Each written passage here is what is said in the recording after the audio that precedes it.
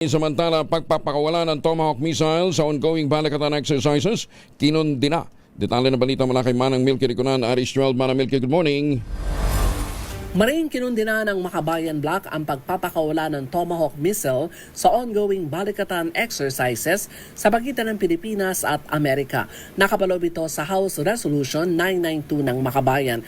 Binanggit sa resolusyon ang Tomahawk land attack missile na inilungsad noong May 5 mula Tacloban Airport patungong Laur, Nueva Ecija na parehong civilian sites.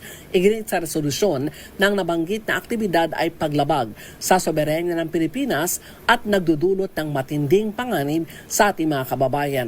Ayon kay House Deputy Minority Leader Antonio Tino na at Teachers Party List, hindi ito may tuturing na routine exercise, kundi live fire testing na isang offensive weapon system sa ating lupain.